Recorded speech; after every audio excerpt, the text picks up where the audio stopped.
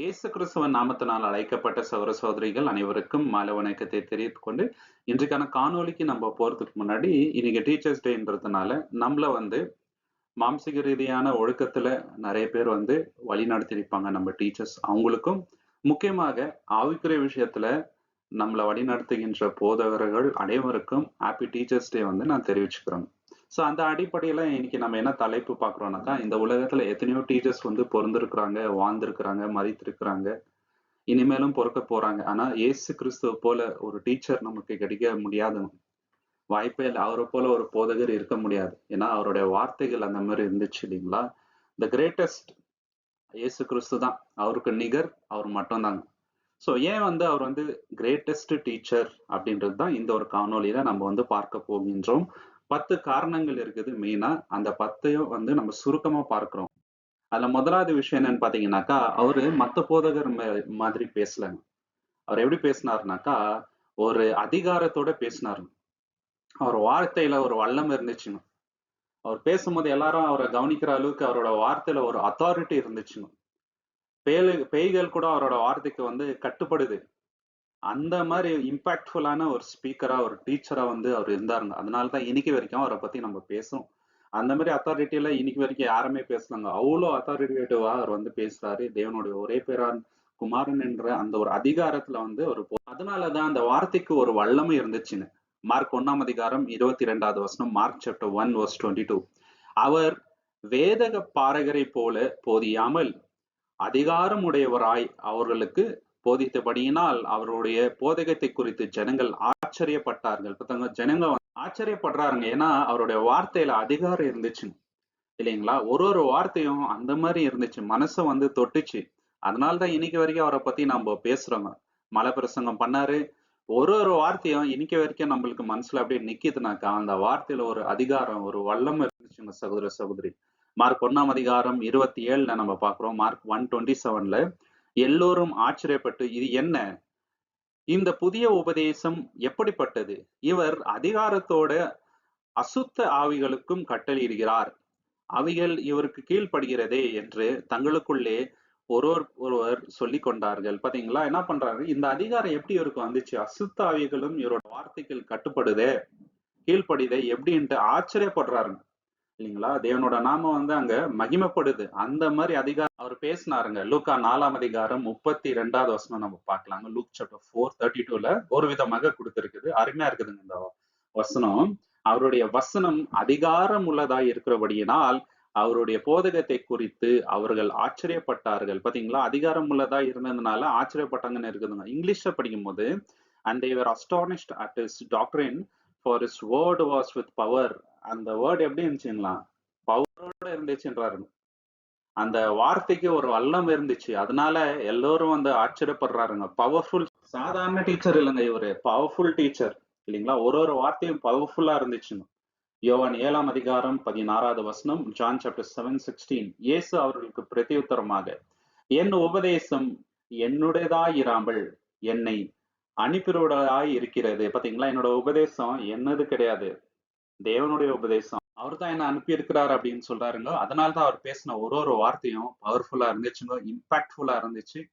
கேட்கறவங்களுக்கு ஆச்சரியப்படுற விதத்துல அது இருந்துச்சு. அதனாலதான் நம்ம பாக்குறோம், அவர் நிறைய இடத்துல என்ன சொல்றாருங்க, நான் சுயமா பேசல, நான் பேசுற ஒரு வார்த்தையும் பிதா எனக்கு கொடுக்கிறார் அப்படின்ட்டு சொல்றாருங்க. அதனாலதான் இன்னைக்கு வரைக்கும் வல்லம் அந்த வார்த்தையில இருக்குதுங்க. ரெண்டாவது, ஏன் அவர் கிரேட்டஸ்ட் டீச்சர் அப்படின்ட்டு சொல்றோம்னாக்கா, ஒரு டீச்சர் என்ன பண்ணணும்னாக்கா, ஸ்டூடெண்ட்ஸ்க்கு கஷ்டமான விஷயத்த சிம்பிளா புரிய வைக்கணும் இல்லைங்களா. அவர் தான் பெஸ்ட் டீச்சர் இல்லைங்களா. சிம்பிளான விஷயத்த ரொம்ப கஷ்டமா சொன்னேன்னு வச்சுங்களேன், யாருக்குமே புரியாது. ஆனா ரொம்ப ரொம்ப கஷ்டமான விஷயம் புரிஞ்சுக்கிறதுக்கே ரொம்ப கஷ்டமா இருக்குது. அதை சிம்பிளிஃபை பண்ணி சொல்றாங்க பாருங்க. அந்த மாதிரி டீச்சர்ஸ் எப்போதுமே ஸ்டூடெண்ட்ஸ்க்கு ரொம்ப ரொம்ப பிடிச்சவங்களா இருப்பாங்க. அந்த மாதிரி இயேசு கிறிஸ்து ரொம்ப கஷ்டமான விஷயங்களை, தேவனோட ஆதீனத்துல இருக்கிற ரொம்ப ரொம்ப கஷ்டமான விஷயங்களை அவர் சிம்பிளா ஜனங்களுக்கு எடுத்து போதித்தாருங்க. எப்படி பண்ணாருன்னு பாத்தீங்கன்னாக்கா, அவங்களோட டே டு டே லைஃப்ல அவங்க என்னென்ன வேலைகள் செய்யறாங்களோ இல்லைங்களா, சாதாரண மக்களோட வேலைகள் இருக்குது இல்லைங்களா. இப்போ ஃபார்மிங், விவசாயம் பண்றாங்க, அதுக்கு ஏத்த மாதிரி அவரோட போதகம் இருக்குங்க. எக்ஸாம்பிள்ஸ் எல்லாம் விவசாயத்தை குறித்து சொல்லி அவங்களுக்கு புரியுற விதத்துல பேசினாரு. அப்புறம் மீன்கள் பிடிக்கிறாங்க இல்லைங்களா? ஒரு மத்தியில இருந்த ஜனங்கள் மீன் பிடிக்கிற தொழில் பண்ணிட்டு இருந்தாங்க. அதுக்கு வந்து சில எக்ஸாம்பிள் வச்சு அவங்களுக்கு வந்து எக்ஸ்பிளைன் பண்ணாரு. பிரெட் பத்தி பேசுறாரு, ஆடுகள பத்தி பேசுறாருங்க, காயின்ஸ் பத்தி பேசுறாரு. இதெல்லாம் டே டு டே லைஃப்ல வந்து அவங்க யூஸ் பண்ணிட்டு இருந்த விஷயம், அவங்க எக்ஸ்பீரியன்ஸ் பண்ண விஷயம், அவங்க கல்ச்சருக்கு வந்து அது ஒட்டுனதா இருந்ததுனால ஈஸியா அவங்களால அண்டர்ஸ்டாண்ட் பண்ணிக்க முடியுதா இருந்துச்சுங்க. தேவனுடைய ராஜ்யத்தை குறித்து இந்த எக்ஸாம்பிள்ஸ வச்சு அவர் வந்து பேசுறாரு இல்லைங்களா? ஏன்னா இப்படி பேசினாதான் ஜனங்கள்ட்ட ரொம்ப இம்பாக்ட்ஃபுல்லா இருக்கணும் இல்லைங்களா? இப்ப நம்ம ஒரு ஊருக்கு போறோம். இப்போ சைனாக்கு போறோம்னு வச்சுங்களேன். அவங்க கல்ச்சரை பத்தி நமக்கு தெரியணுங்க. ஸோ அவங்களுக்கு புரியுற விதத்துல சில எக்ஸாம்பிள்ஸை வச்சு நம்ம பேசும் பொழுது ஈஸியா அவங்க வந்து அண்டர்ஸ்டாண்ட் பண்ணிக்குவாருங்க. கஷ்டமான விஷயத்த கூட ஈஸியா புரிஞ்சுக்குவாங்க. அந்த மாதிரி அவன் பண்ணாருங்க. இப்போ தேவனுடைய ராஜ்யத்தின் ரகசியங்கள் நீங்க பாத்தீங்கன்னாக்கா அது ரொம்ப பெருசுங்க. இல்லைங்களா? வாஸ்டா இருக்குது. ஆனா இவர் என்ன பண்றாருனாக்கா டே டு டே லைஃப்ல அவங்க டீல் பண்ற விஷயத்த வச்சு எக்ஸாம்பிளை வச்சு ஒரு ஸ்டோரி மாதிரி அவங்களுக்கு எக்ஸ்பிளைன் பண்றாருங்க. மத்த 22ஆம் அதிகாரம் 37ல இருந்து 40 நம்ம பார்க்கும் பொழுது மேத்யூ சாப்டர் 22 37 to 40. இப்போ நியாயப்பிரமாணம் நம்ம பார்க்கும்போது ஏராளமான கட்டளைகள் இருக்குது இல்லையா? அதை வந்து சிம்பிளிஃபை பண்றாரு. இதை நீங்க ஃபாலோ பண்ணா போதும், இதுக்குள்ளேயே வந்து எல்லா நியாயப்பிரமாணம் அடங்குது அப்படின்ட்டு சொல்லிட்டாரு. அதை வந்து நம்ம பார்க்கலாம். இயேசு அவனை நோக்கி, உன் தேவனாகிய கர்த்தரிடத்தில் உன் முழு இதயத்தோடும் உன் முழு ஆத்மாவோடும் உன் முழு மனதோடும் அன்பு கூறுவாயாக. இது முதலாம் பிரதான கற்பனை.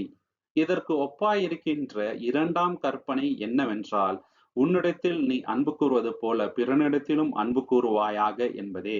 இவ்விரண்டு கற்பனைகளிலும் நியாயப்பிரமாணம் முழுவதும் தீர்க்க தரிசனங்களும் அடங்கி இருக்கிறது என்றார். பாத்தீங்களா? இந்த ரெண்டு கற்பனை நீங்க ஃபாலோ பண்ண போதும் என்ன ஆச்சுங்க, முழு நியாயப்பிரமாணமும் தீர்க்க தரிசனங்களும் இதுல அடங்கி இருக்குது. ஏன்னா தேவனை வந்து முழு இதத்தோட நம்ம அன்பு கூர்ந்தோன்னு வச்சுங்களேன், பாவம் செய்கின்ற எண்ணம் நமக்கு வராதுங்க.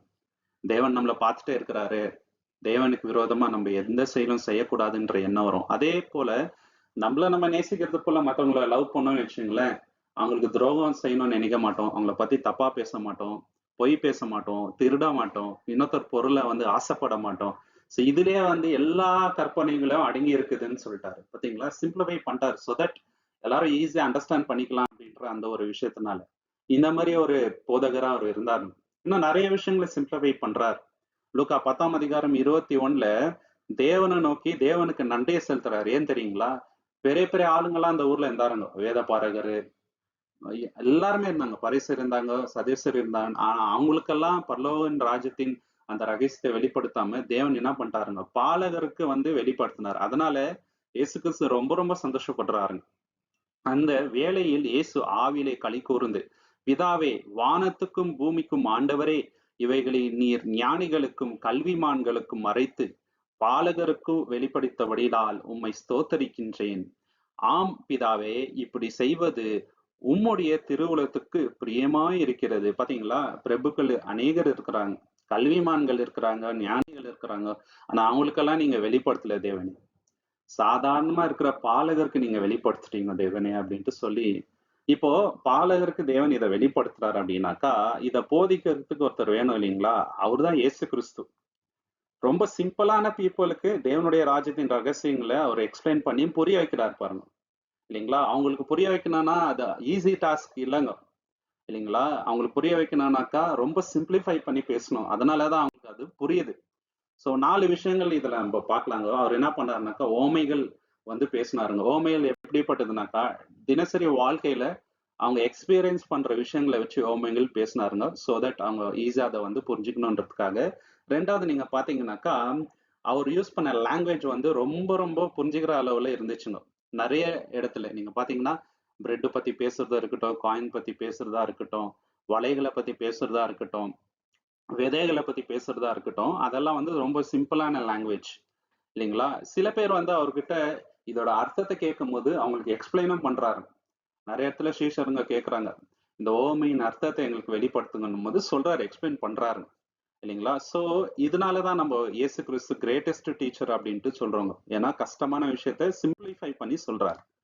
மூணாவது விஷயம் என்னன்னு பாத்தீங்கன்னா, ஏன் வந்து அவர் கிரேட்டஸ்ட் டீச்சர்னாக்கா அவரோட ஓமையில் எல்லாமே ரொம்ப ரொம்ப பவர்ஃபுல்லா இருந்துச்சு. ரொம்ப சிம்பிளான ஸ்டோரியா இருக்கும், ஷார்ட் ஸ்டோரியா இருக்கும். ஆனா அதுல அர்த்தம் இருக்குது பாருங்க, ரொம்ப ரொம்ப பெருசா இருக்குங்க இல்லைங்களா? சோ அதனாலதான் அவர் வந்து கிரேட்டஸ்ட் டீச்சர். ரொம்ப பெரிய விஷயத்த ஒரு சின்ன ஸ்டோரி மூலியமா சொல்லி ஜனங்களுக்கு புரிய வைக்கிறாருங்க. எப்போதுமே வந்து ஸ்டோரி சொல்லும் போது நம்ம பிக்சரைஸ் பண்ணிக்கலாங்க, விஷுவலைஸ் பண்ணி பார்க்கலாம். சரிங்களா? ஒரு ஊர்ல ரெண்டு ரெண்டு பேர் இருந்தாங்க, ரெண்டு குமாரர்கள் இருந்தாங்க, இல்லைங்களா? வழி அருகே ஒருத்தவங்க போயிட்டு இருந்தாங்க அப்படின்னு சொல்லும் போது நம்ம மைண்ட்ல வந்து அந்த பிக்சர் அப்படியே இருக்கும், இல்லைங்களா? யாருக்குன்னா கூட நம்ம சொல்லலாம். ஸோ அதனால ஜனங்களுக்கு அது புரிஞ்சுக்கிறதுக்கு ஈஸியா இருந்துச்சு. ஏன்னா தினசரி வாழ்க்கையில அவங்க சந்திக்கிற விஷயங்களை வச்சே பேசுறாரு. அது மட்டும் இல்லாம அது வந்து சிம்பிளான ஸ்டோரி மூலியமா சொல்றதுனால ஈஸியா அவங்களால ரிமெம்பர் பண்ணிக்க முடியும். அதுல இருந்த அந்த ஆழமான கருத்து நீங்க பாத்தீங்கன்னாக்கா ரொம்ப ரொம்ப ஸ்ட்ராங்கா இருந்துச்சு. இதுவும் ஒரு காரணம். ஏன் வந்து இயேசு கிறிஸ்து ரொம்ப இம்பாக்ட்ஃபுல்லான டீச்சர் அப்படின்றதுக்கு, இல்லைங்களா? இப்போ ஃபார் எக்ஸாம்பிள் குட் சமாரிட்டன், நல்ல சமாரியன் அப்படின்னும் போது ஈஸியா நம்மளுக்கு அந்த ஸ்டோரி ஞாபகம் வந்துரும். தொலைந்து போன ஆடு பத்தி நம்ம பாக்குறோம். அந்த ஸ்டோரி ஈஸியா நமக்கு ஞாபகம் வரும். அந்த பேரபிள், இல்லைங்களா? கடுகு விதையோட அந்த ஓமை, அப்புறம் வந்து 2 பேர் கட்டடம் கட்டுறாங்க. ஒருத்தர் வந்து மணல்ல கட்டுறாரு, இன்னொருத்தர் வந்து கற்பாறையில கட்டுறாரு. ஸோ இதெல்லாம் நம்மளுக்கு ஈஸியா ஞாபகம் வருது. கெட்ட குமாரன். இமிடியேட்டா நம்ம மைண்ட்ல வந்து அந்த விஷயம் வரும். சரிங்களா? ஸோ அந்த மாரி வந்து இவரு டீச் பண்ணி ஜனங்களுக்கு அவரோட மெசேஜ் டெலிவர் பண்ணாருங்க. அதனால தான் the greatest teacher ever lived in this universe அப்படின்னு பார்க்கும்போது அது இயேசு கிறிஸ்து ஒருத்தர் தான். 4வது விஷயம் ஏன் வந்து அவரை கிரேட்டஸ்ட் நம்ம சொல்றோம்னு பாத்தீங்கன்னாக்கா, அவர் எப்படி போதிச்சாருன்னா, பொறுமையா போதிச்சாருங்க. ஏன் வந்து ஒரு டீச்சருக்கு பொறுமை அவசியம் அப்படின்னா, ஒரு 50 ஸ்டூடெண்ட்ஸ் இருக்கிறாங்கனாக்கா 50 பேரும் ஒரே மாதிரி இருக்க மாட்டாங்க. ஸ்கில் வேற வேற மாதிரி இருக்கும். அண்டர்ஸ்டாண்டிங் லெவல் வேற வேற மாதிரி இருக்கும். சரிங்களா? சில பேர் வந்து ஒரு தடவை சொன்னா புரிஞ்சுப்பாங்க. சில பேர் 10 டைம் சொல்லணும். நிறைய எக்ஸாம்பிள் சொன்னோம். திருப்பி திருப்பி கொஸ்டின்ஸ் கேட்பாங்க. பொறுமை இல்லைனாக்கா ஹேண்டில் பண்ணவே முடியாது, இல்லைங்களா? ஷார்ட் டெம்பர்டா இருந்தாங்கன்னு வச்சுங்களேன், அவங்களால நல்ல டீச்சரா இருக்க முடியாது. கம்பேஷன் இருக்கணுங்க. அடுத்து ரொம்ப ரொம்ப இரக்கம் இருக்கணும். அவங்களோட ஸ்டாண்ட் பாயிண்ட்ல இருந்து பார்க்கணுங்க. ஒரு ஸ்டூடெண்ட்க்கு அண்டர்ஸ்டாண்டிங் லெவல் பெருசா இல்லைனாக்கா அவங்க சைட்ல இருந்து பார்க்கணும். ஏன் வந்து இவருக்கு அண்டர்ஸ்டாண்டிங் சரியா இல்லை, ஒருவேளை இப்படி அவருக்கு சொன்னா அவர் ஈஸியா அண்டர்ஸ்டாண்ட் பண்ணிப்பாரான்ட்டு யோசிச்சு வந்து நம்ம இது பண்ணுங்க. அப்பதான் வந்து நல்ல போதகரா இருக்க முடியும். இயேசு கிறிஸ்து இந்த விஷயத்துல கிரேட், இல்லைங்களா? அவர் ஹேண்டில் பண்ண ஜனங்க எல்லாருமே வந்து லோ லைஃபா இருந்தவங்க, ரொம்ப சாதாரண மக்கள், படிப்பறிவு இல்லாதவங்க, எல்லாருக்குமே வந்து போதிக்கிறாருன்னா எவ்வளவு பொறுமை இருந்தவங்க. முக்கியமா 12 சீசனங்கள்ட்டே பெரியதான அண்டர்ஸ்டாண்டிங் இல்லைங்க. நிறைய தடவை இது சொல்றது அவங்களுக்கு புரியவே இல்லை. ஆனாலும் திருப்பி திருப்பி அவங்க எக்ஸ்பிளைன் பண்ணாருங்க. 3 விஷயங்கள் இயேசு கிறிஸ்துவ கிட்ட நம்ம பார்க்கலாம். முதலாவது வந்து எந்த அளவுக்கு அவர்கிட்ட இறக்கம் இருந்துச்சுனாக்கா, அவர் யார் யாருக்கிட்ட பழகுனார் அப்படின்றத வச்சே நம்ம வந்து பார்க்கலாங்க. ரொம்ப புவரா தரித்திரமா இருந்த ஜனங்க கூட பழகுறாரு, பாவிகள்கிட்ட பழகுறாரு, இல்லைங்களா? சோ கம்பேஷன் இல்லைன்னா என்ன வரும் அப்படின்னு பாத்தீங்கன்னா, மனசுல இவங்க வந்து பாவிகள், எனக்கு அவங்களுக்கு ஏணி வச்சா கூட எட்டாது, நான் வந்து இவங்களுக்கு போய் போதிக்கணுமான்ற எண்ணம் வந்துரும், இல்லைங்களா? கம்பேஷன் இல்லைன்னா. ஆனா இவர்கிட்ட கம்பேஷன் இருந்ததுனாலதான் இல்ல, தேவனுடைய சுவிசேஷத்தை இவங்ககிட்ட போதிக்கணும் அந்த எண்ணத்துல பண்றாங்க. 2வது விஷயம் என்னன்னு பாத்தீங்கன்னாக்கா, யாரையும் இம்ப்ரெஸ் பண்ணணுன்ற எண்ணம் அவர்கிட்ட இல்லவே இல்லை, இல்லைங்களா? இன்னைக்கு நிறைய பேர்கிட்ட அந்த எண்ணம் இருக்குதுங்க. நான் பேசுறது எல்லாரும் அப்ரிஷியேட் பண்ணணும், நான் வந்து எல்லாரும் வந்து ஆண்டு பார்க்கணும், இல்லையா? இந்த எண்ணம் இருக்குதுங்க. அந்த எண்ணத்துல அவர் போதனை பண்ணவே இல்லை, இல்லையா? அவரோட எண்ணம் ஒன்னே ஒன்னா இருந்துச்சுங்க, இந்த சுவிசேஷத்தை நான் போதிக்கணும், ஜனங்களோட வாழ்க்கையை வந்து சேஞ்ச் பண்ணணுன்ற எண்ணம் அவர்கிட்ட இருந்துச்சு. 3வது விஷயம் என்னன்னு பாத்தீங்கன்னாக்கா, அவர் வந்து ஒருத்தரை கரெக்ட் பண்ணணும்னு விரும்பினா கோபமா வந்து ஒருத்தரை கடிந்து கொண்டு கரெக்ட் பண்ணலங்க. திரும்பி திரும்பி அவங்களுக்கு வந்து ஆன்சர் கொடுக்குறாரு. ஃபார் எக்ஸாம்பிள் டிசைபிள்ஸ் நிறைய தடவை அவர் வந்து கொஸ்டின் பண்றாங்க. ஆனாலும் அவங்களுக்கு சமாதானம் கொடுத்துட்டே. இதுதான் இயேசு கிறிஸ்துவ கிட்ட இருந்த குவாலிட்டிங்க. அதனாலதான் இயேசு கிறிஸ்துவ நம்ம greatest teacher of all time அப்படின்ட்டு நம்ம சொல்றோம். மார்க் 6ஆம் அதிகாரம் 34ல நம்ம பார்க்கலாங்க. Mark chapter 6:34. இயேசு கரையில் வந்து அநேக ஜனங்களை கண்டு அவர்கள் மெய்ப்பன் இல்லாத ஆடுகளைப் போல் இருந்தபடியினால் அவர்கள் மேல் மனதுருகி அநேக காரியங்களை அவர்களுக்கு உபதேசிக்க தொடங்கினார். பாத்தீங்களா? மனதுருகிறார். ஃபர்ஸ்ட் ஜனங்களை பாக்குறாரு. இவங்களை வழிநடத்த ஒரு நல்ல போதகர் இல்லையே, அவங்க மேல மனதுருகி அநேக காரியங்களை பிரசங்கம் பண்றாருங்க, சரிங்களா? சோ இதுதான் வந்து ஒரு டீச்சர் கிட்ட இருக்க வேண்டிய முக்கியமான குவாலிட்டிங்க, மனதுருக்கம். லூக் 24ஆம் அதிகாரம் 27வது வசனம். லூக் சாப்டர் 24:27ல மோசே முதலாகிய சகல தீர்க்கதரிசிகளும் எழுதின வேத வாக்கியங்களை எல்லாவற்றிலும் தம்மை குறித்து சொல்லியவைகளை அவர்களுக்கு விவரித்து காண்பித்தார். பாத்தீங்களா? ஆதியில இருந்து ஆரம்பிக்கிறாருங்க. பழைய ஏற்பாடுல இயேசு கிறிஸ்துவ பத்தி எங்கெல்லாம் சொல்லி இருக்கிறாங்க தீர்க்கதரிசிகள் எல்லாத்தையும் விவரிச்சு சீஷன்களுக்கு எக்ஸ்பிளைன் பண்றாரு. ஆஃப்டர் ரிசரக்ஷன், கிட்டத்தட்ட 3 வருஷம் அவங்க கூட இருந்தாருங்க. எவ்வளோ விஷயங்கள் அவங்களுக்கு வந்து போதிச்சாருங்க. நிறைய விஷயங்கள் அவங்களுக்கு புரியவே இல்ல. திருப்பி அவர் வந்து உயிர்த்தெழுந்த பின்பு அவங்க கூட வந்து எல்லா விஷயத்தையும் பொறுமையா எக்ஸ்பிளைன் பண்றாருங்க. அதுக்கப்புறம் வந்து அவங்க இதயத்துல ஒரு மாறுதல் வருதுங்க. பாத்தீங்களா? எவ்வளவு பொறுமையான ஒரு கேரக்டர் இருக்குதுங்க. அதனால தான் greatest teacher of all time. அவர் இந்த ஒரு குவாலிட்டி இயேசு கிறிஸ்து கிட்ட மட்டும் இல்லைங்க. யாரெல்லாம் வந்து ஊழியம் பண்றாங்களோ எல்லார்கிட்டயும் இருக்கணுங்க. பொறுமையா வந்து சத்தியத்தை எடுத்து போதிக்கணும். 2 தீமோத்தேயு 2ஆம் அதிகாரம் 24வது வசனம், 2 தீமோத்தேயு சாப்டர் 2 24. கர்த்தருடைய ஊழியக்காரன் சண்டை பண்ணுகிறவனாய் இராமல், பாத்தீங்களா? சண்டை பண்றவரா இருக்கக்கூடாது. எல்லாரிடத்திலும் சாந்தம் உள்ளவனும், பாத்தீங்களா? you have to be patient with everyone அப்படின்றாரு. பேஷன்ஸா தான் நம்ம வந்து போதகம் பண்ணணும். இதுதான் வந்து டீச்சரோட அல்டிமேட் குவாலிட்டி. இந்த குவாலிட்டி இயேசு கிறிஸ்துக்கு இருந்துச்சுங்க. அதனால தான் இந்த கிரேட்டஸ்ட் டீச்சரா இன்னைக்கு வரைக்கும் இருக்கிறாருங்க. அவர்கிட்ட 4 விஷயங்கள் பார்க்கலாங்க. முதலாவது வந்து ஜனங்களை பார்க்கிறாரு. ஒரு மெய்ப்பெண் வேணும் அப்படின்றத உணர்றாருங்க. சோ ஒரு ஆடுகளை போல அவங்கள பார்த்து பாவித்து அவங்களுக்கு தேவையான எல்லா விஷயத்தையும் கற்றுக் கொடுக்கின்றார். 2வது வந்து அவர் ரொம்ப ரொம்ப ஜென்டலா இருந்தாருங்க. சாந்த குணம் உள்ளவரா இருந்து போதனை பண்றாருங்க. அடுத்து நம்ம பாக்குறோம் அவர்கிட்ட ரொம்ப ரொம்ப பொறுமை இருந்துச்சுங்க. யார்கிட்டயும் அனாவசியமா போயிட்டு ஆர்கியூ பண்ணல அவரு. ரொம்ப ரொம்ப பொறுமையா வந்து போதிக்கிறார். ரொம்ப முக்கியமான விஷயம் என்னன்னு பாத்தீங்கன்னாக்கா அவர்கிட்ட தாழ்மை குணம் இருந்துச்சுங்க. இல்லைங்களா? ரொம்ப அன்பா தான் எல்லா வார்த்தைகளையும் பேசுறாரு. தாழ்மையோட வந்து பண்றாரு. இதெல்லாம் டீச்சர் கிட்ட இருக்க வேண்டிய ஒரு குணம்.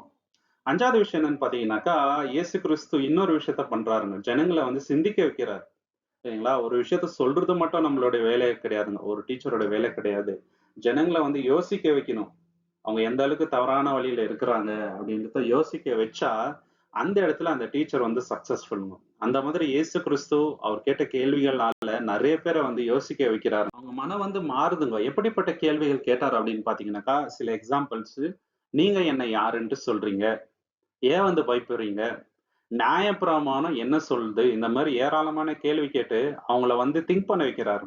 இது ரொம்ப ரொம்ப அவசியங்க. ஒரு திங்க் பண்ண வைக்கணும். இங்க ஒருத்தரை வந்து இயேசு கிறிஸ்து அதே மாதிரி திங்க் பண்ண வைக்கிறாரு. அந்த எக்ஸாம்பிள் வந்து லூக்கா 10ஆம் அதிகாரம் 36ல இருந்து 37 வரைக்கும் பார்க்கலாங்க. Look chapter 10, 36 and 37ல. இப்படி இருக்க கள்ளர்கள் கையில் அகப்பட்டவனுக்கு இந்த 3 பேரில் எவன் பிறனாய் இருந்தான்? உனக்கு எப்படி தோன்றுகிறது என்றார். அதற்கு அவன், அவனுக்கு இரக்கம் செய்தவனே என்றான். அப்பொழுது இயேசு அவனை நோக்கி, நீயும் போய் அந்தபடியே செய் என்றார். இப்போ நல்ல சமாரியன் அந்த பேரபிள் நமக்கு நல்லாவே தெரியும் இல்லைங்களா? அதை சொல்லிட்டு இதுல பிறன் யாரு? யாரு வந்து நேபர் அப்படின்னும் போது அவர் கரெக்டா ஆன்சர் சொல்றாரு. இரக்கம் செய்தவர் தான். இப்ப அவர் மனசுலயே ஒரு தாட் வந்துச்சு இல்லைங்களா? ஒரு நல்ல நேபர்னா எப்படி இருக்கணும்? நம்ம மத்தவங்களை எப்படி நேசிக்கணும் அப்படின்றத இந்த ஸ்டோரி மூலியமா உணர்த்திட்டாருங்க. முக்கியமா அவர் கேட்ட கேள்வி, அந்த கேள்விதான் இந்த மனுஷனை வந்து திங்க் பண்ண வைக்குதுங்க. சோ இப்படிப்பட்ட கேள்விகள் கேட்டுதான் நிறைய பேரோட தாட்ஸ் வந்து ப்ரோவோக் பண்றாருங்க. யோவான் 3ஆம் அதிகாரம் 10ல இருந்து 12ல, ஜான் சாப்டர் 3 10 to 12ல வந்து நிக்கோடிமஸ் கிட்ட வந்து கேள்வி கேட்கிறார் பாருங்க. இயேசு அவனை நோக்கி, நீ இஸ்ரவேலில் போதகனாய் இருந்தும் இவைகளை அறியாமல் இருக்கிறாயா? மெய்யாகவே மெய்யாகவே நான் உனக்கு சொல்கிறேன், நாங்கள் அறிந்திருக்கிறதை சொல்லி நாங்கள் கண்டதை குறித்து சாட்சி கொடுக்கின்றோம். நீங்களோ எங்கள் சாட்சியை ஏற்றுக்கொள்வதில்லை. பூமிக்கடுத்த காரியங்களை நான் உங்களுக்கு சொல்லியும் நீங்கள் விசுவாசிக்கவில்லையே. பரம காரியங்களை உங்களுக்கு சொல்வானாகில் எப்படி விசுவாசிப்பீர்கள்? பாத்தீங்களா? நான் பூமிக்கு அடுத்த காரியங்களை சொல்றேன். அதுவே நீங்க வந்து விசுவாசிக்கிறது இல்ல. இன்னும் பரம காரியங்களை குறித்து நான் சொன்னா விசுவாசிப்பீங்களா அப்படின்னு கேள்வி கேட்கும் போது, அப்போ அவருக்கு வந்து ஒரு கேள்வி மனசுல வந்திருக்குங்க நிக்கோடேமஸ்க்கு. பூமிக்குரிய காரியங்கள்னா என்ன? பரம காரியங்கள்னா என்ன? சோ இப்படி சொல்லிதான் வந்து நிறைய பேரோட இன்ட்ரெஸ்ட வந்து அவர் சம்பாதிச்சாருங்க. ரொம்ப இம்பாக்ட்ஃபுல்லான டீச்சரா ஆனதுக்கு காரணம் என்னக்கா அவர் கேட்ட கேள்விகள் சரியான டைம்ல சரியான கேள்விகளை வந்து கேட்கிறாருங்க. சில பேர் வந்து அவரை ட்ராப் பண்ணணுன்ட்டே வராங்க. அப்போ வந்து சிம்பிளா இவர் வந்து கேள்விக்கு எதிர்கேள்வி கேட்டுட்டு அவங்க வாயெல்லாம் வந்து என்ன பண்ணிடுறாங்க? சைலண்ட் பண்ணிடுறாரு. அப்படிப்பட்ட ஆற்றல் வந்து இயேசு கிறிஸ்துக்கிட்ட இருந்துச்சுங்க. அவருடைய கேள்விகள் எல்லாமே ரொம்ப ரொம்ப யோசிக்கிற லெவல்ல இருந்துச்சுங்க. சில பேர் அவர்கிட்ட கேள்வி கேட்க வரும்போது கேள்வி கேட்கறதுக்கு முன்னாடி உங்களை நீங்க வந்து ஆராய்ச்சி பண்ணுங்கன்ற லெவல்ல அவருடைய கேள்விகள் இருந்துச்சு. ரொம்ப ரொம்ப ஆழமா இருந்துச்சுங்க அந்த கேள்விகள். இந்த மாதிரி கேள்விகள் கேட்டதுனாலதான் அவர் என்னங்க ரொம்ப ரொம்ப கிரேட் டீச்சரா இருந்தாருங்க. இன்னைக்கும் அவர் தான் வந்து கிரேட்டஸ்ட் டீச்சர். எப்போதுமே அவர் தான் கிரேட்டஸ்ட் டீச்சர். 6வது காரியம் என்னன்னு பாத்தீங்கன்னாக்கா, அவர் வெறும் போதிக்க மட்டும் செய்யலங்க. அவர் என்ன போதிச்சாரோ அப்படிதான் வாழ்ந்தாருங்க. பேசுறது ஒரு மாதிரி, வாழ்றது வேற மாரி இல்லங்க. இன்னைக்கு நெறைய பேர் அப்படித்தான் மாய்மாலமான ஒரு வாழ்க்கை வாழ்றாங்க. சரிங்களா? சொல்றதெல்லாம் வந்து ஈஸியா சொல்லிடுவாங்க. ஆனா, அத வந்து பிராக்டிகல் லைஃப்ல கடைப்பிடிக்கிறது இல்ல. ஆனா இயேசு கிறிஸ்து ஒரு விஷயத்துல கூட நம்ம வந்து குறை சொல்ல முடியாதுங்க. அவரே சொல்றாருங்க ஒரு இடத்துல, "என்கிட்ட ஏதாவது குறை இருந்தா காட்டுங்கன்றாரு." அப்படிப்பட்ட பெர்ஃபெக்ட் லைஃப் வந்து அதுக்கு சில எக்ஸாம்பிள்ஸ் வந்து நம்ம பார்க்கலாங்க. அவர்கிட்ட வந்து நேர்மை ரொம்ப இருந்துச்சு. அவர் என்ன போதிச்சாரோ அதேபடி வாழ்ந்தாருங்க. ஃபார் எக்ஸாம்பிள் அன்ப பத்தி போதிச்சாரா, அன்பு அவர்கிட்ட வந்து பூர்ணமா இருந்துச்சுங்க. பெர்ஃபெக்ட் லவ் இருந்துச்சுங்க. மன்னிப்ப பத்தி போதிச்சாருங்க. சிலுவையில மன்னிப்புக்காக தேவனிடத்துல ஜெபம் பண்றாருங்க. தேவனே இவங்க பண்றது என்னன்னு தெரியாம பண்றாங்கப்பா, மன்னியுங்க அப்படின்ட்டு ஜெபம் பண்ணி அவரோட கேரக்டர் என்னான்ட்டு சிலுவையில நிரூபிச்சு காமிச்சாருங்க. தாழ்மைய பத்தி போதிச்சாருங்க. லிட்ரலா ரொம்ப ரொம்ப ஹம்பிளா வந்து அவர் இருந்தாருங்க. இதுதான் வந்து இயேசு கிறிஸ்துவோட குணங்க. ஒரு டீச்சர் வந்து எல்லா விஷயத்த பத்தி போதிக்கலாங்க. டிசிப்ளின் பத்தி போதிக்கலாம். ஆனா அவங்க லைஃப வந்து டிசிப்ளினா இல்லன்னு வச்சுங்களேன், எல்லாரும் வந்து கேள்வி கேட்குவாங்க. "நீ எல்லாம் ஒரு டீச்சரா? நீ போதனை பண்ற நீயே அப்படி இருக்கலாமா?" அப்படின்ட்டு. அப்போஸ்தலனாகிய பவுல் என்ன சொல்றாருங்க, "மத்தவங்களுக்கு போதனை பண்ற நான் தானோ, ஆகாதவனா போகாதபடிக்கு வீட்ல வந்து என்னையே நான் என்ன பண்றேன்? அடக்குறேன்" அப்படின்றாரு. இந்த மாதிரி தான் ஒரு போதகர் இருக்கணுங்க. இயேசு கிறிஸ்து இதுக்கு சிறந்த உதாரணங்க. வேற யாரையும் நம்ம வந்து கை காமிச்சு சொல்ல முடியாது. தி பெர்ஃபெக்ட் டீச்சர். யோவான் 13ஆம் அதிகாரம் 12 15, ஜான் சாப்டர் 13 12 to 15. அவர்களுடைய கால்களை அவர் கழுவின பின்பு தம்முடைய வஸ்திரங்களை தரித்துக் கொண்டு திரும்ப உட்கார்ந்து அவர்களை நோக்கி, நான் உங்களுக்கு செய்ததை அறிந்திருக்கிறீர்களா? நீங்கள் என்னை போதகர் என்றும் ஆண்டவர் என்றும் சொல்கிறீர்கள். நீங்கள் சொல்கிறது சரியே, நான் அவர்தான். ஆண்டவரும் போதகருமாகிய நானே உங்கள் கால்களை கழுவினது உண்டானால், நீங்களும் ஒருவருடைய கால்களை ஒருவர் கழுவீர்கள். நான் உங்களுக்கு செய்தது போல நீங்களும் செய்யும்படி உங்களுக்கு மாதிரி காண்பித்தேன். பாத்தீங்களா? நான் ஒரு எக்ஸாம்பிள் காட்டுறேன். ஏன்னா நான் தான் பிரைம் எக்ஸாம்பிள். நான் உங்க கால கழுவுன மாரி, நீங்களும் மத்தவங்களோட கால கழுவணும். ஏன்னா, உங்களுக்குள்ள பேதபாவம் இருக்கக்கூடாது. நான் பெரியவன் என்ற எண்ணம் உங்க மனசுல வரக்கூடாது. இயேசு கிறிஸ்து மிக பெரியவருங்க. ஒரே பேரான குமாரன் தேவனுக்கு. பெரிய ஸ்தானத்த விட்டு இந்த உலகத்துக்கு இறங்கி வந்தாருங்க. சரிங்களா? ராஜாதி ராஜாவா இருக்க வேண்டியவர். ஆனா எப்படி வந்தாருங்க? அடிமையின் ரூபம் எடுத்து மரண பரியந்தம் அவர் எப்படி இருந்தாருனாக்கா, உண்மையா இருந்தாருங்க. கீழ்ப்பட்டு இருந்தாரு தேவனுக்கு இல்லையா? சோ இந்த ஒரு கேரக்டர், அந்த ஹம்பிள்னஸ் ரொம்ப ரொம்ப இம்பார்ட்டன்ட். நீங்க இந்த மாதிரி இருக்கணும்ன்ட்டு அவர் அப்படி வாழ்ந்து காட்டினாருங்க. எந்த இடத்துலயும் பிரைட்ஃபுல்லான ஸ்பீச் அவர் வாயிலிருந்து வரவே இல்லை இல்லைங்களா?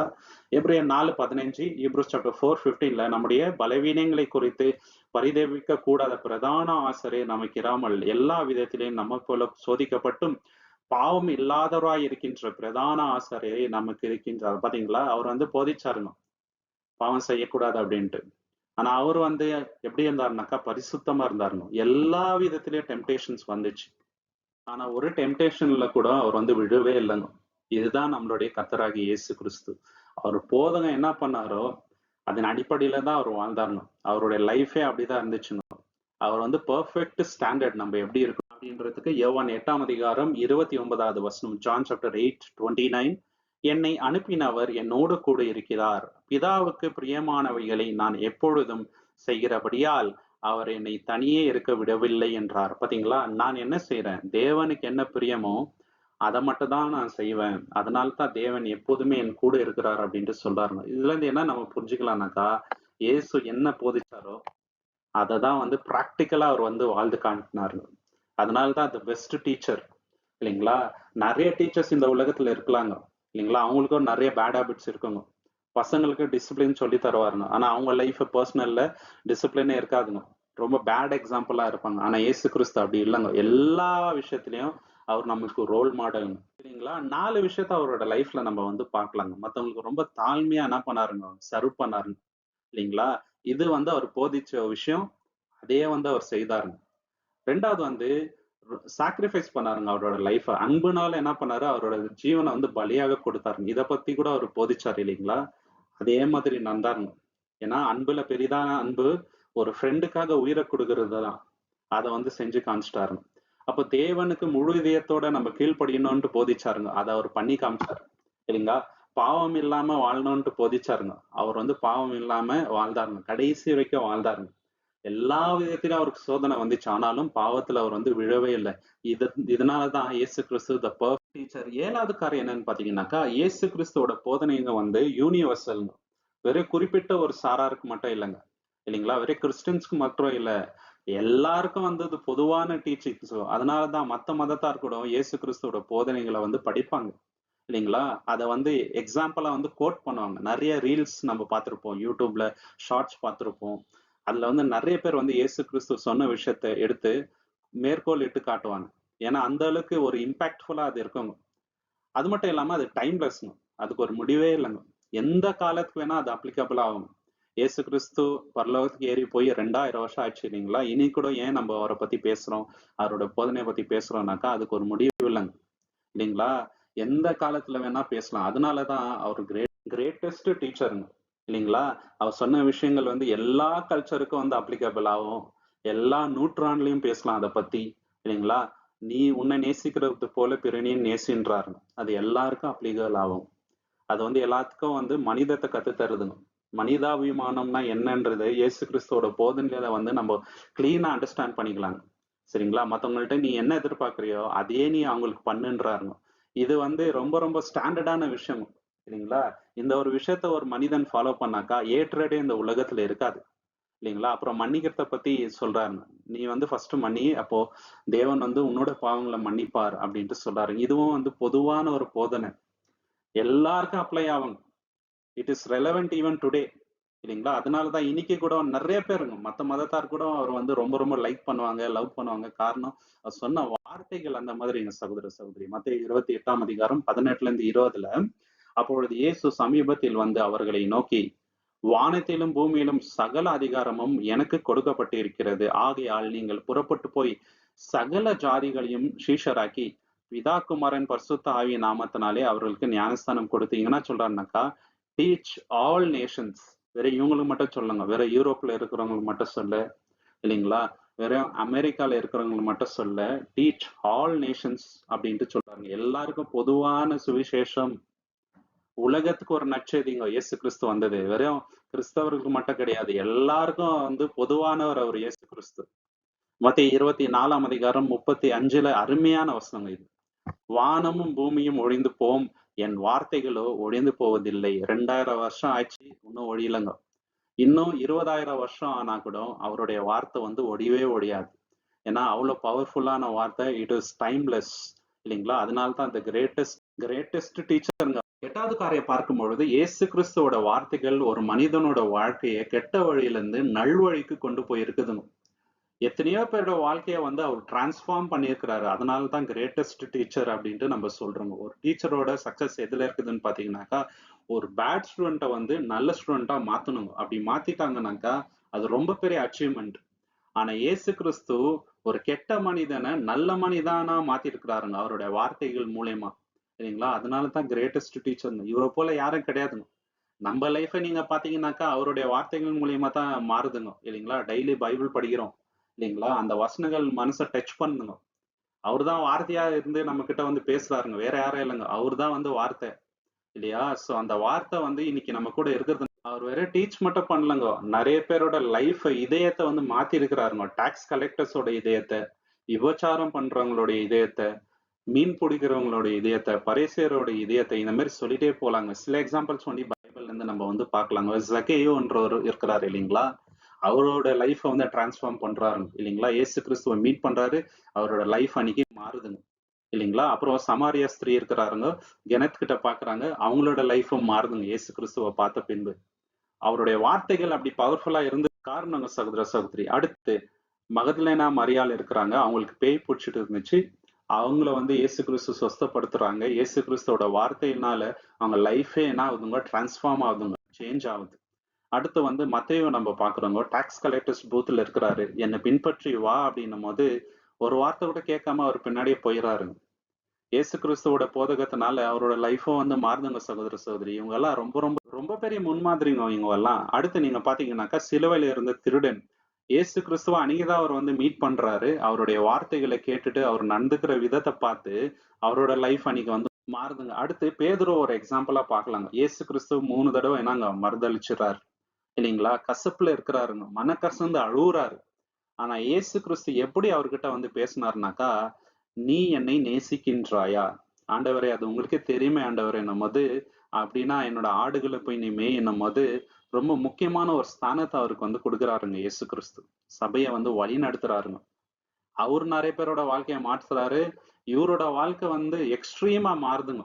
இல்லைங்களா? சோ இப்படிப்பட்ட ஒரு மனிதன் இயேசு கிறிஸ்துவ மறுதலித்த ஒரு மனிதன் தான் பெண்டகோஸ்ட் நாள்ல ஊழியம் பண்ணி 3000 பேர் அன்னைக்கு வந்து பேப்டிசம் எடுக்கிற லெவல்ல வந்து மாறுறாருங்க. எப்படிப்பட்ட ஒரு டிரான்ஸ்ஃபர்மேஷன் பாருங்க. அடுத்து அப்போஸ்தலனாகிய பவுல வந்து நம்ம பாக்குறோங்க. நீ துன்பப்படுத்துகிற கிறிஸ்து நான் என்னும்போது அவரோட லைஃப் வந்து இந்த ஒரு பர்ட்டிகுலர் மொமெண்ட்ல இருந்து சேஞ்ச் ஆகுதுங்க. ரொம்ப பெரிய டிரான்ஸ்ஃபர்மேஷன். கிறிஸ்தவர்களை துன்பப்படுத்த மனிதன் வந்து தேவனோட நாமத்தை வந்து மகிமைப்படுத்துற லெவல்ல ரொம்ப பெரிய ஊழியக்காரர் மாறுறாருங்க. இதுக்கெல்லாம் மோட்டிவேஷனல் ஃபேக்டர் என்னன்னு பாத்தீங்கன்னாக்கா இயேசு கிறிஸ்துவோட வார்த்தைகள். 9வது விஷயம் ஏன் இயேசு கிறிஸ்து கிரேட்டஸ்ட் டீச்சர் அப்படின்ட்டு நம்ம சொல்றோம்னாக்கா அவரோட மெசேஜ் மூலியமா தான் நமக்கு நித்திய ஜீவன் வரணும். எத்தனையோ டீச்சர்ஸ் வந்து வாழ்ந்தாங்க, மரித்தாங்க, இன்னும் பிறக்க போறாங்க. ஆனா அவங்க வார்த்தைகள் மூலியமா நமக்கு நித்திய ஜீவன் கிடைக்க போறது இல்லைங்க. ஒரே போதகர் இயேசு கிறிஸ்து மூலியமா அவர் போதிச்ச விஷயங்கள் மூலியமா தான் நமக்கு நித்திய ஜீவன் கிடைக்க போறது. அதனாலதான் இஸ் த கிரேட்டஸ்ட் டீச்சர். யோவான் 5ஆம் அதிகாரம் 24வது வசனம், ஜான் சாப்டர் 5:24. என் வசனத்தை கேட்டு என்னை அனுப்பினவரை விசுவாசிக்கிறவனுக்கு நித்திய ஜீவன் உண்டு. யாருக்கு நித்திய ஜீவன் அப்படின்னாக்கா அவருடைய வசனத்தை கேட்கிறவங்களுக்கு, இயேசு கிறிஸ்துவோட போதனை கேட்கிறவங்களுக்கு, அந்த போதனையை கேட்டு அதன்படி வாழ்க்கையை மாத்திக் கொள்றவங்களுக்கு தான் நித்திய ஜீவன் உண்டு. தெளிவா சொல்றாருங்க. அவருடைய டீச்சிங்ல மட்டும்தான் இட்டர்னல் லைஃப் இருக்குதுங்க சகோதர சகோதரி. வேற யாரோட டீச்சிங்லயும் இட்டர்னல் லைஃப் இல்லைங்க சகோதர சகோதரி. யோவான் 8ஆம் அதிகாரம் 51வது வசனம், ஜான் சாப்டர் 8:51. ஒருவன் என் வார்த்தையை கை கொண்டால் அவன் என்றென்றைக்கும் மரணத்தை காண்பதில்லை என்று மெய்யாகவே மெய்யாகவே உங்களுக்கு சொல்கின்றேன் என்றார். பாத்தீங்களா? என் வார்த்தையை யார் கை கொள்றாங்களோ அவங்களுக்கு தான் நித்திய ஜீவன். அவங்க தான் மரணத்தை காண்பதில்லை அப்படின்ட்டு சொல்றாருங்க. அதுலதான் நித்திய ஜீவன் உண்டுங்க.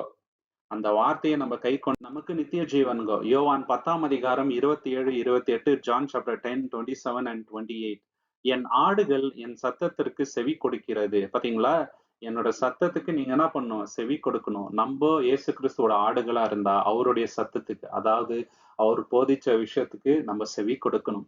அப்படி செவி கொடுத்தால் நமக்கு இயேசு என்ன தரேன்னு சொல்லியிருக்கிறாரு, நான் அவைகளை அறிந்திருக்கிறேன், அவைகள் எனக்கு பின் செல்கிறது, நான் அவைகளுக்கு நித்திய ஜீவனை கொடுக்கின்றேன். பாத்தீங்களா? நான் என்ன தருவேன்? நித்திய ஜீவனை கொடுப்பேன்றாரு. அவருடைய டீச்சிங்ல மட்டும்தான் நமக்கு நித்திய ஜீவன் உண்டுங்க.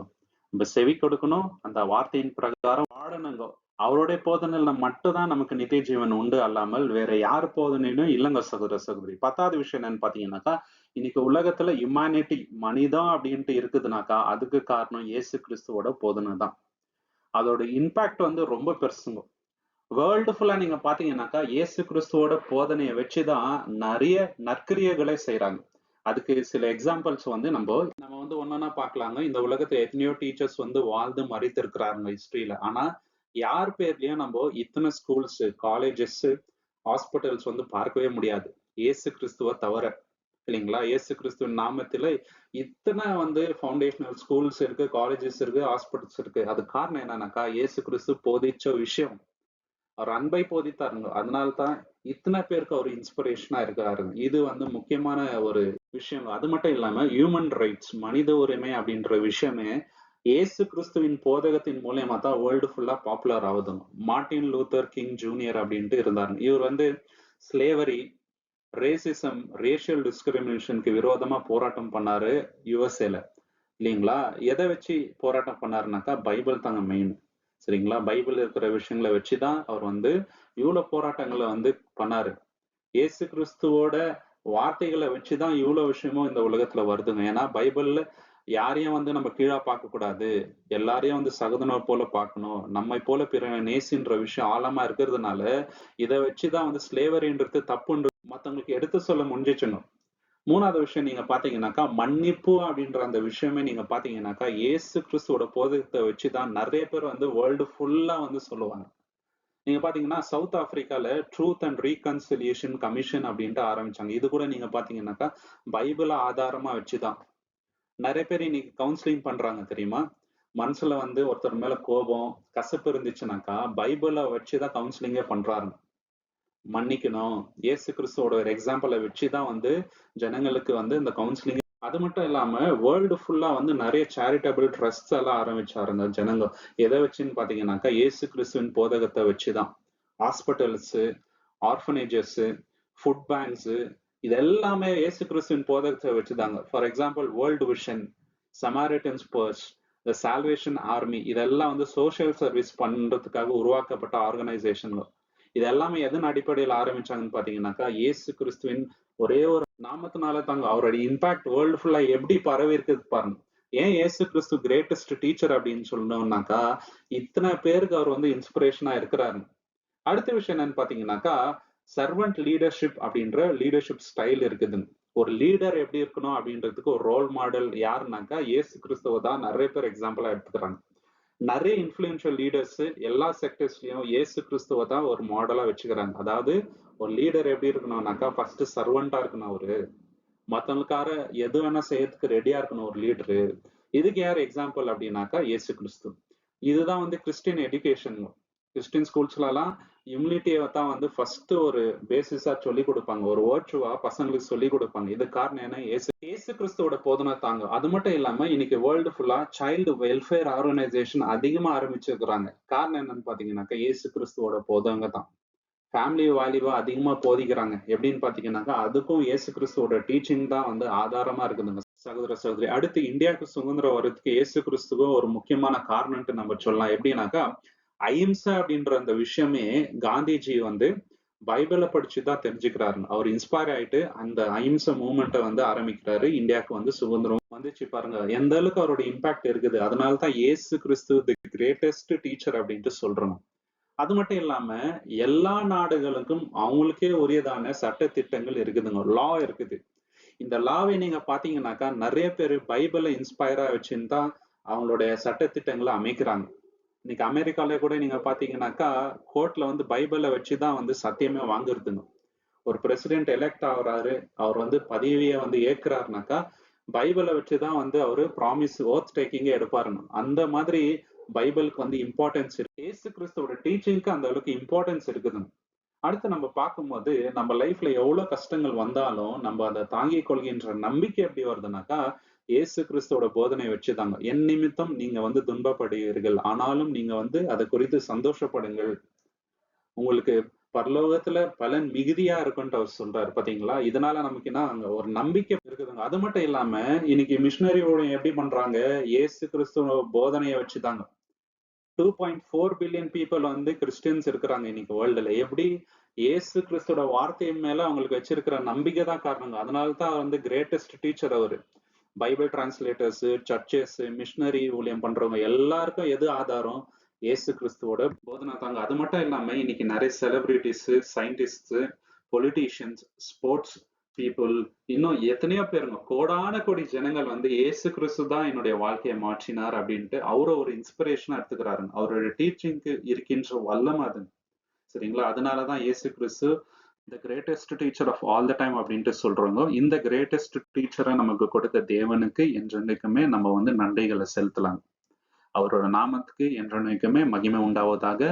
உங்களுக்கு இந்த காணொளி பிடிச்சிருந்தா லைக் பண்ணுங்க, ஷேர் பண்ணுங்க, சப்ஸ்கிரைப் பண்ணுங்க. இந்த வசனங்களை தேவன் தாமே ஆசீர்வதிப்பாராக. தேவனுடைய சித்தம் இருந்தால் கூடிய சீக்கிரம் நம்ம எல்லோருமே இன்னொரு காணொளியில சந்திக்கலாம். Thank you so much. ஆமென்.